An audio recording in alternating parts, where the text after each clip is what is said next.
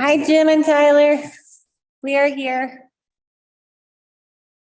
Morning. Good morning. And Dana just stepped out for a second, but she'll be right back. I'm gonna put on our video. There we go. All right. Okay, so as soon as Dana comes back, we'll start the meeting. Shouldn't be too long. We've just got one big item and a lot of updates for y'all. A lot of yawning on this side.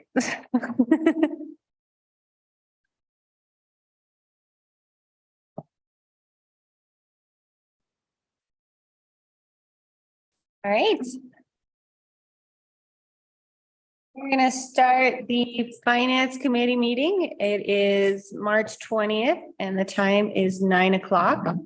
And we have Trustee Cranker, Trustee Harper, and Trustee George in attendance. So everyone is here.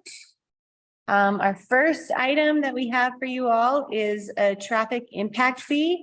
And this is something that's been brought to our attention by Anthony and John. And Anthony's here to help us kind of walk through what we're kind of proposing or what we're looking at to potentially do a road impact fee or traffic impact fee. Thanks, Gloria. I know this isn't something that I was tasked so much to do, but it came to my attention in working with the Bonita Peak. We are getting ready to have a lot of traffic, potentially.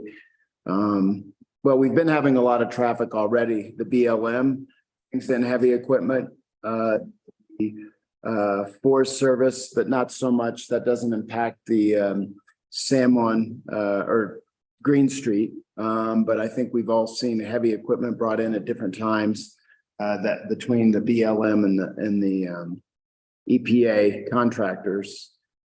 We don't have a system in place right now for capturing significant impact to the roads, particularly Green Street, which is paved. I think for those who've been around know that Green Street was paved and paved the last time in the early 2000s based upon a agreement between the town and CDOT that used to be a state highway. So the state paid for it. And for repaving it and doing the sidewalks, we took it over. The cost to replace, talking to the engineers, the cost to replace, reconstruct Green Street at this time, it would be $6.7 million.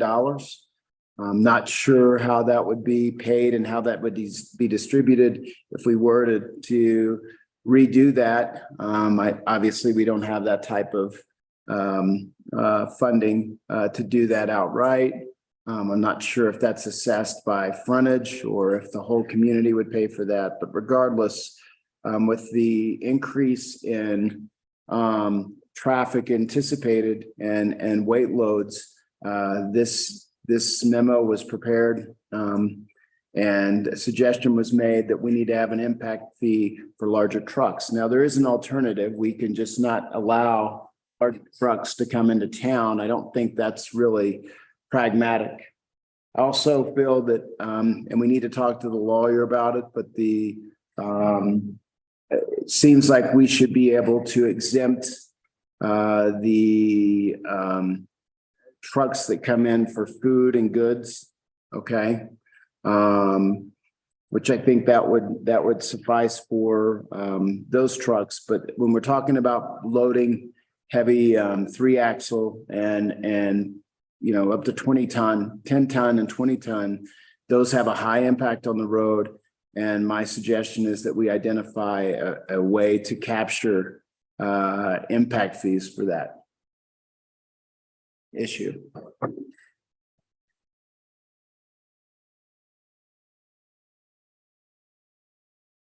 Oh, Jim, I don't think we can hear you.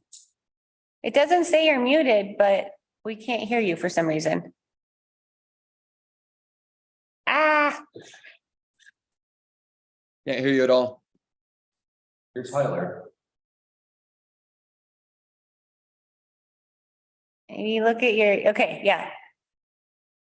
I don't know what you're saying. And did you put your trash bill? I can't hear you. Ah, bummer. Okay, we'll hold on a second and let you figure that out. I've got a question while he's figuring that out. I was reading the memo. Yes. The transportation impact fees, it seemed pretty confusing to me because of the requirements. One of the requirements was impact fees cannot be used to repair infrastructure or correct an existing deficiency. So how does that allow us to repave something? Oh, the impact fees are for us to collect from everybody who is coming to town or through town to our streets. What's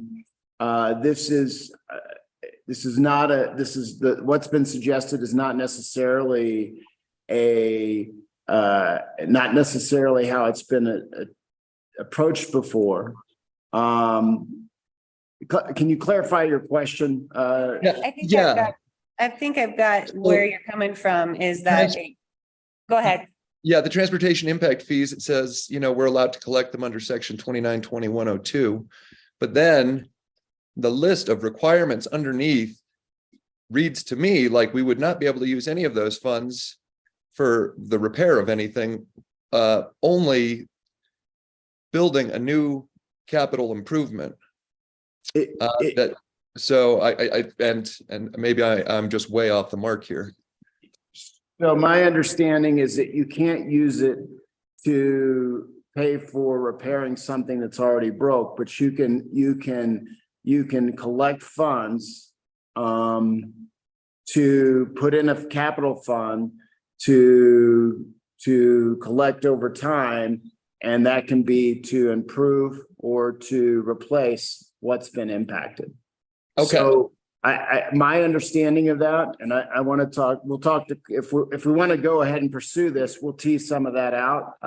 We didn't want to get too far ahead of our skis here, Tyler, but the idea is that we would see what you all are comfortable with. I mean, it's a pretty hefty fee to ask somebody to pay what would be the equivalent of $50 a load. I'm using a general for 10 tons going down. For any project over 10 tons, over 50 tons in a year or 100 tons in a year. At the same time, those trucks, there's plenty of study that shows that 3-axle and larger trucks have a much larger impact on our roads. Our problem is that this is the gateway to the county where there's lots of activity that's going to happen. And I don't know if you've been out there lately, but it's an art piece. I'm talking about Green Street. Yeah. And I think there's two things going on here. We know that we're getting ready to ramp up for a multi-decadal development in the county, that our road is going to be used, our street, okay, if you will, is going to be used, and we should be able to capture some of that impact, particularly impact by larger vehicles. There's a second one, and I think it's probably the most important one. What is our plan when that road is no longer viable? Are we going to go? I mean, it's $6 million, $6.7 million today for reconstruction. We could do the mill and overlay. That's $4 million, excuse me. What is our plan? And I think that if nothing else, we should have, not that you don't have enough already, but this is something that needs to be considered. Yeah.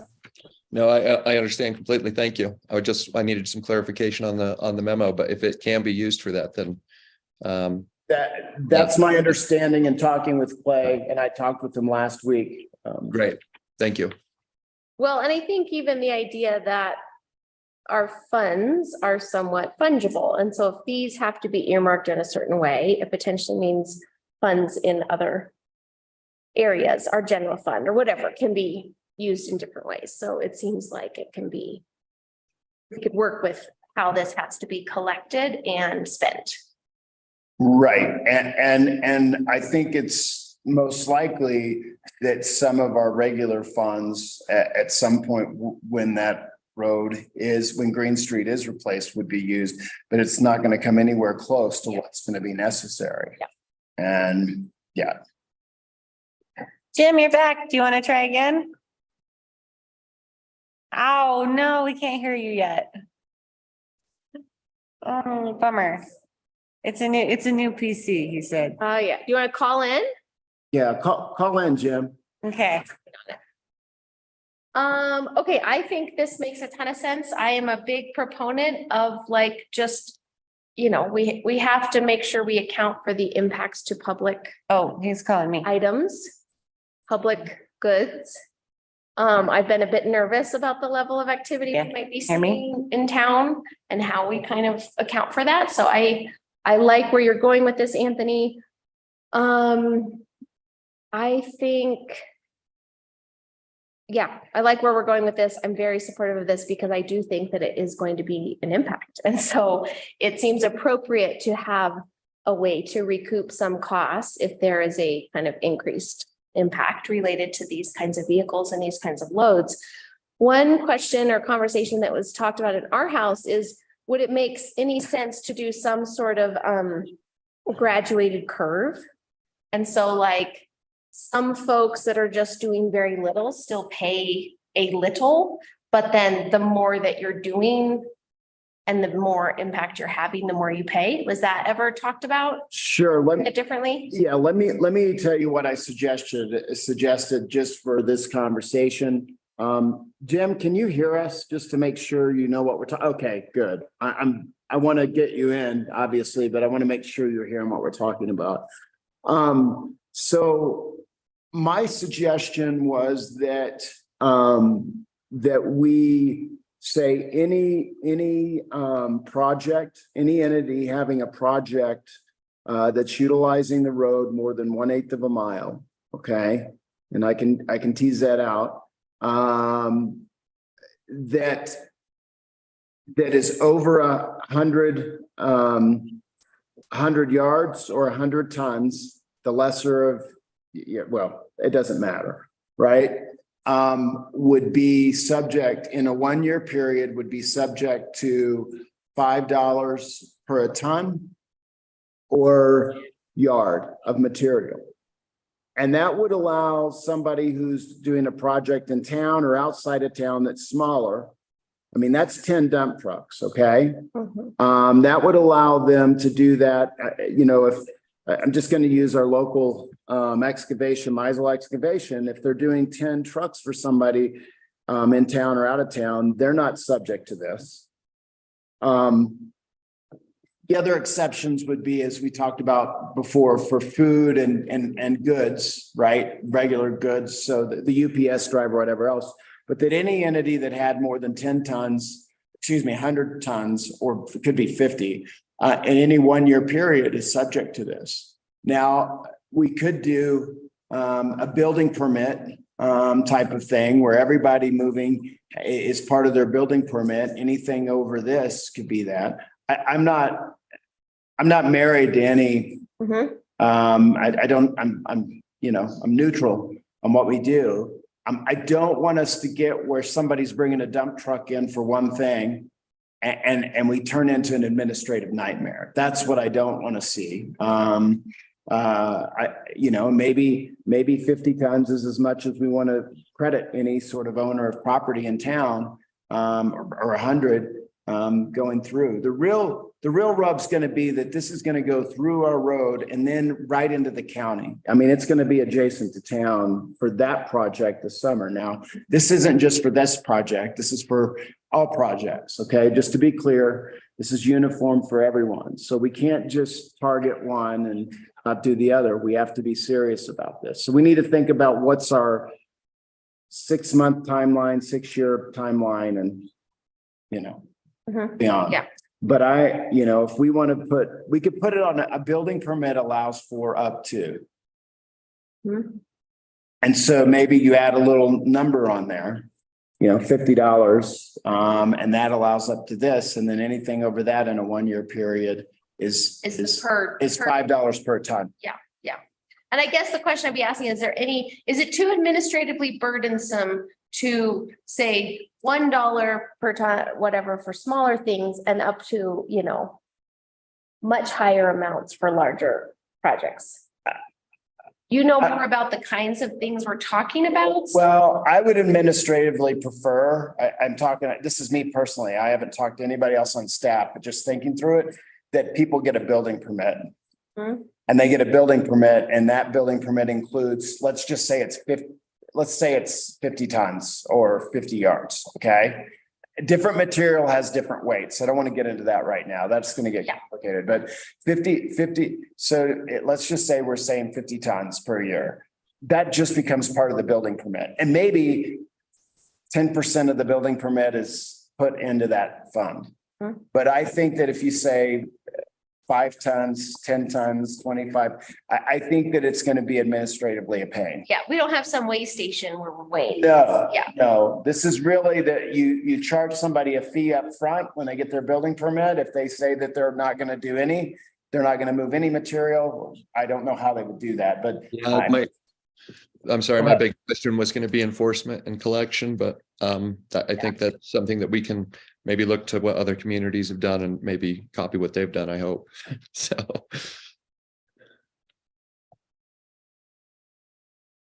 Jim, did you have some? I think we can hear you now on the phone. Can y'all hear me? Yeah. yes. Going through this and looking at the different formulas and speed ratings, these just looking at the speed ratings alone, I think it's page 91 or 92.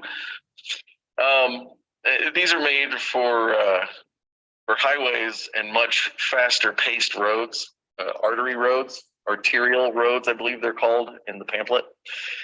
The top speed on Green Street is 25 miles an hour. I understand this. I understand why we're interested in this. I guess I'm just trying to better understand the why we're doing this, or why we're interested in doing this, other than just to collect a fee. Sure, the anticipation of the large trucks based upon different studies, large trucks have a bigger impact on streets such as this, is going to decrease the lifespan, and the replacement cost of a road like this is $6 million. A mill and overlay, which is not a replacement but a pretty good, is $4 million, and the community is going to need to pay for that. The question is, do we want to capture some of the cost of that based upon the disproportionate impact that heavy trucks have on roads such as these? No, and that's a great description, and I apologize for you did say that before. I guess do we have the volume of large multi-axle vehicles to necessitate this type of fee? So just to be clear, I know you were on and off. I don't think that if you talk about the local excavation company, they aren't going to have to aggregate what they're doing. Well, it'll be up to you. I'm not suggesting that we aggregate if Meisel's doing 200 tons a year, that he would need or that he would have to pay this, because he would be doing different projects. Each of the builders would need to do it. What I'm suggesting is that I think there's going to be the level, I have every reason to believe, based upon documents and other things that I've seen, and the anticipation of what's going to happen at the tailings ponds, as well as other equipment moved through by the federal government's contractors, that we're going to see much more of this running through our Green Street for development in the county, which creates its own nuance, because usually it's a development fee in your community, but this is development in the county that's going to impact our road.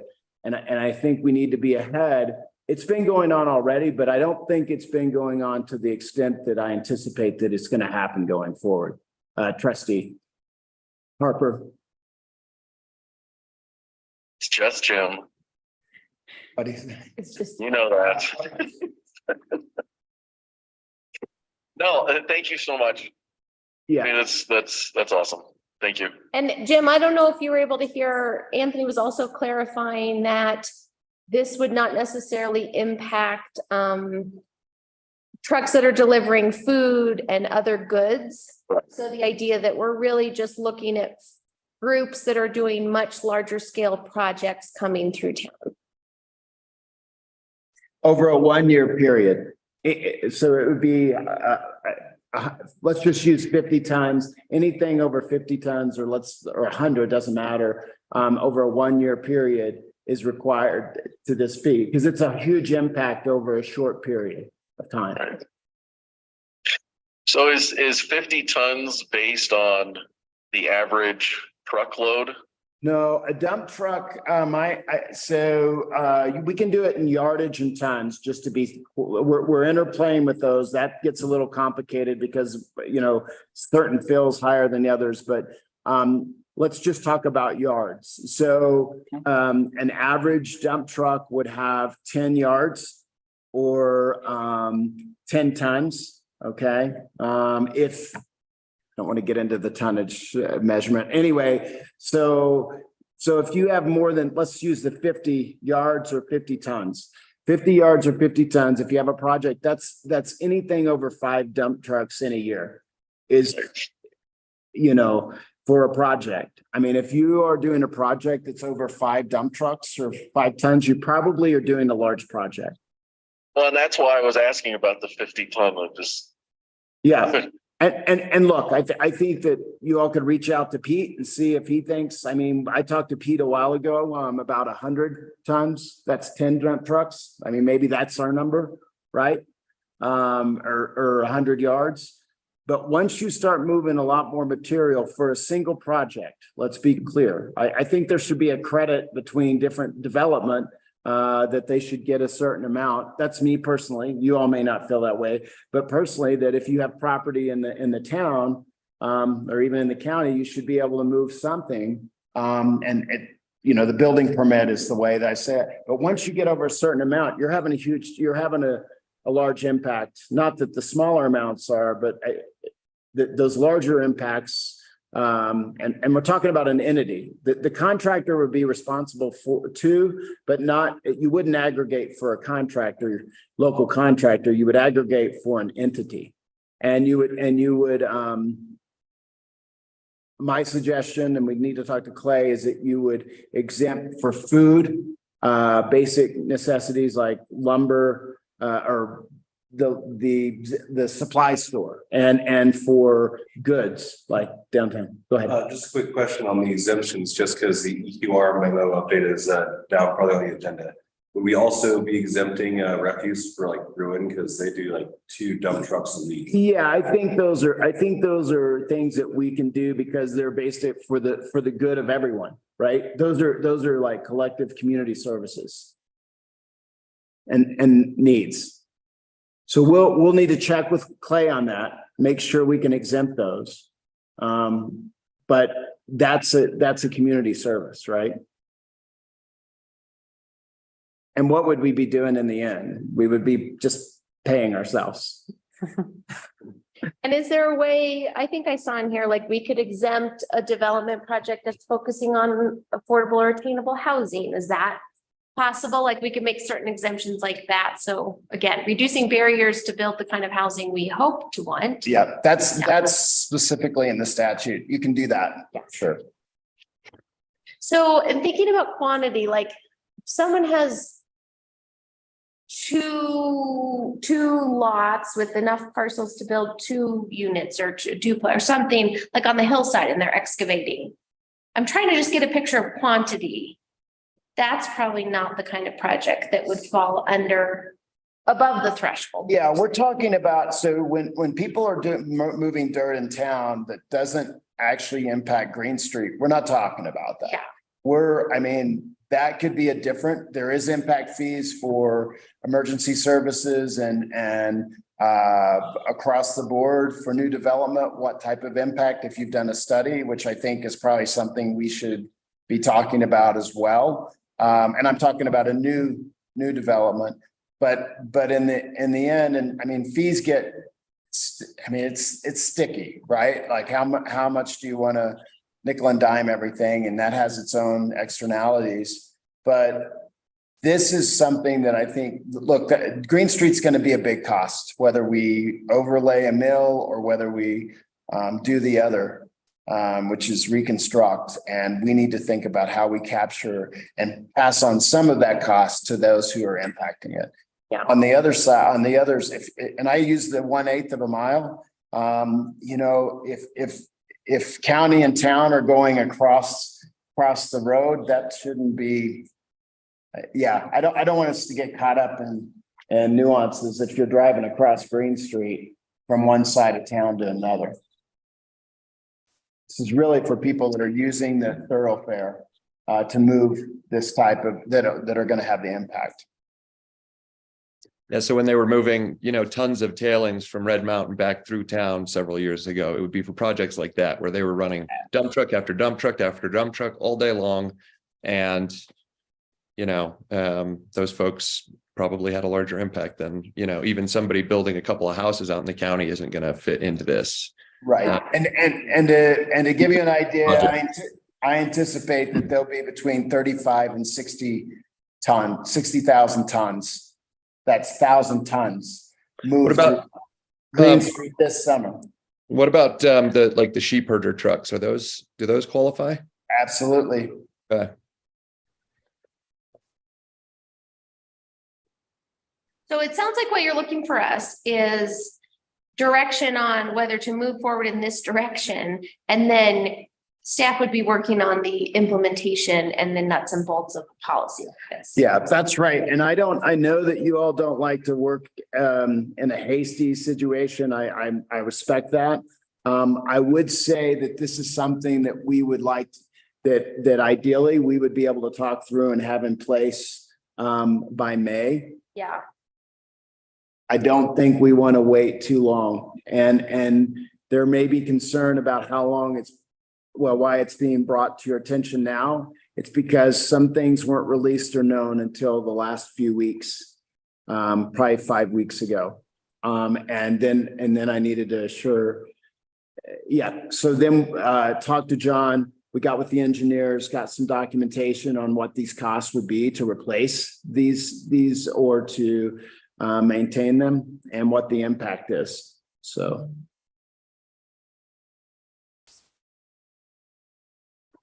I feel really comfortable moving forward with something like this. And I think it's pretty important with what you're saying, Anthony, about what to anticipate. And it sounds like you have weighed the threshold for how this might affect some of our really needed public goods and services, and also how to account for the impact that's going to be happening to our community, that we're a small community. So I think this is a good thing to get ahead of. Yeah, I totally agree. Jim, do you have any concerns or anything you want us to look into? I know that. No, I'm interested in the study. I'm interested in the impact fee. I mean, that's really what this is. Yeah. I don't see a fee schedule attached or anything like that. So trying to better understand what that looks like. I just, again, reading through it, what a lot of the rationale and reasoning for these fees are: stop and go traffic at stoplights, stop and go traffic at stop signs, which that's not even a thing. It's just a straight shot through town. I'm not making excuses. I'm not saying I'm not for this, because I think it would be an extra revenue source for our town, for our community, and especially to assist on our roads or our road. Yeah, I mean, I'm willing to delve more into this and see what we can come up with. I just don't like passing a certain legislation just to have money coming in, just to nickel and dime people. Sure, I understand that. I mean, the And I don't mean that in a negative way. yeah. By all means, I do not mean that in a negative way. Just. And then the alternative is that we can say that we can't maintain the road in such a way that can be reconstructed every 10 or 15 years. And so we would put a weight restriction on what could come in. Yeah. And that is an alternative that we can consider. I think that might be a little difficult depending on what, I don't know how large the Cisco trucks are and what they weigh. Well, and there's a whole section in here about wait times at a stoplight, meaning those wait times in a truck that size sitting on asphalt over time will compact that asphalt, causing issues within the roadway. I just don't see a lot of that. I see a lot of this that is not applicable with regards to our town and our community simply because of the one single roadway that's just, I mean, I know there'll be some wait times with regards to pedestrians crossing the street and whatnot, but anyway, I'll stop. You're good. I appreciate the comment. And I did throw in a ordinance, like a link to an ordinance that Crested Butte, I think it's Crested Butte that does.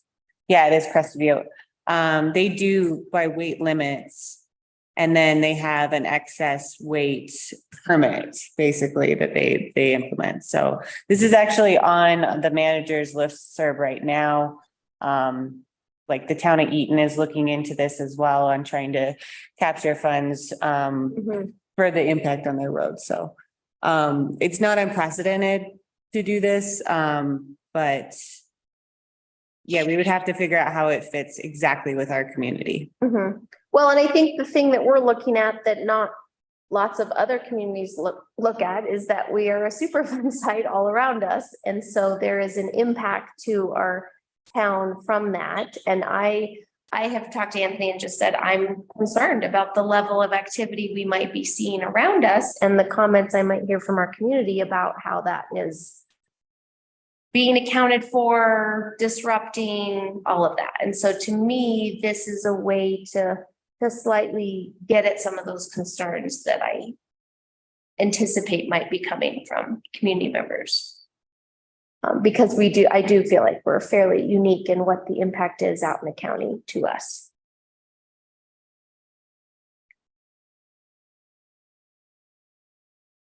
Okay.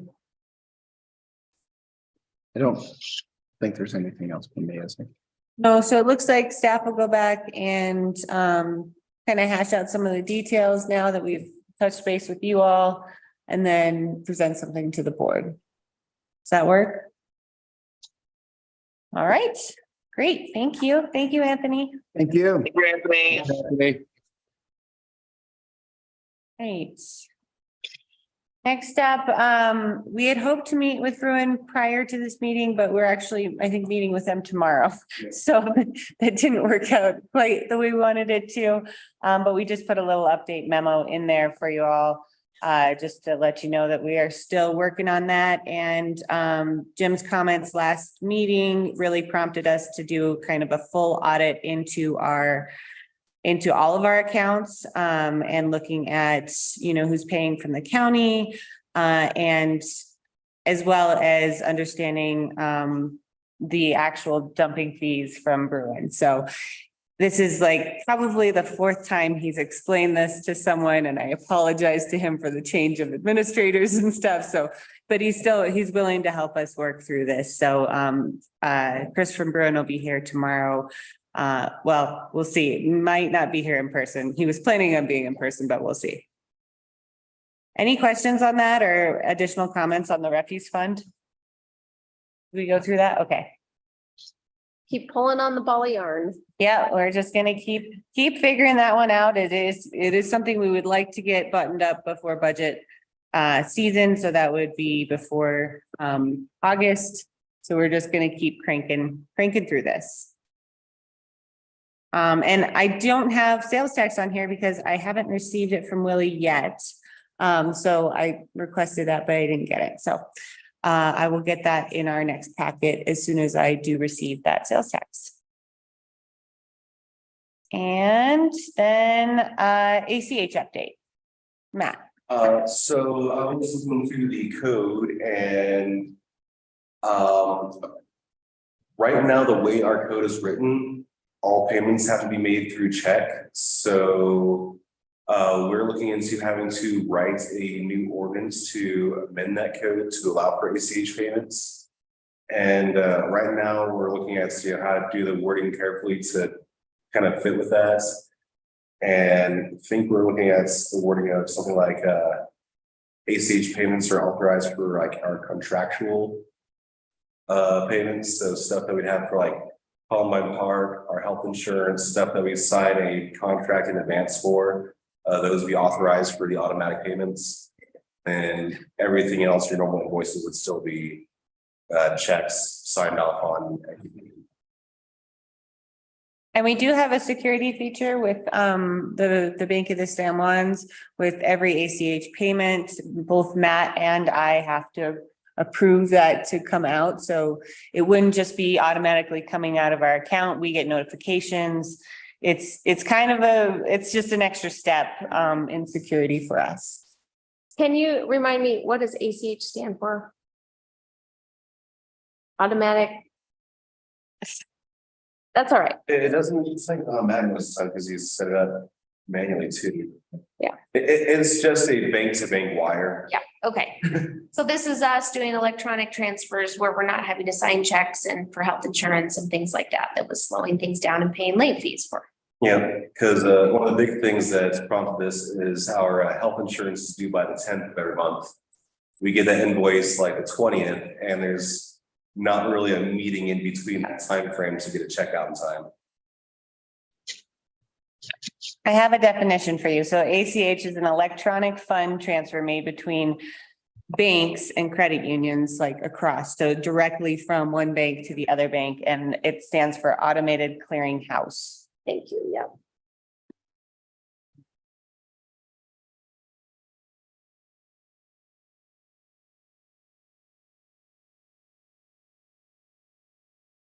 Any other questions on our ACHs as we move forward? Okay, I just wanted to update you on that. And then we have an audit update. That sounds really heartbreaking because I was making a lot of progress really rapidly and I was expecting to get everything done by the beginning of March. But when we had that massive power outage on the 22nd, the computer that needs to be on all the time for our accountant to VPN into our books got fried in the power surges. So we've been working with our IT to get either VPN access to our accountants, get one of our spare computers over to us, some way to get her access to our books so we can finish up the end of year financial statements and button up the audit. So is this more of a timing thing or actual loss of data thing? That's a timing thing. The data is all there. Yeah. It's just that that computer was the host that our accountant's VPN got into. Because our accountant was using a non-town machine. Yeah. So that one is set up for our IT security protocols. That one got fried. So all the data is still there. It's just the method of communication between our server and the accountant got interrupted.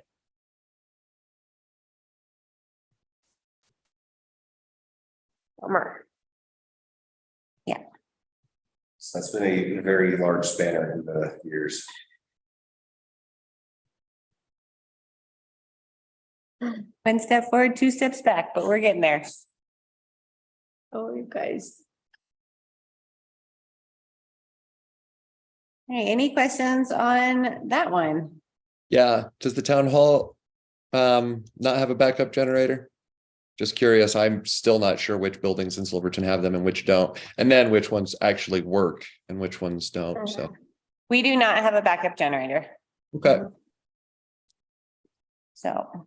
Do we need more surge protectors or it's really? Oh, so that was every other computer is on, or every single other like computer is on a surge protector, but for some reason that one wasn't. And I think it's because it's in the corner and kind of got forgot about because no one else uses that computer. It's only our remote in computer. And it's actual desktop. That's not a laptop with a built-in surge. So it was a casualty of this last one. Probably our oldest computer as well. Okay, But we do have another computer that we can use if they can't go directly into her computer. And apparently they've been on vacation for a while. So now we're finally getting a hold of them today.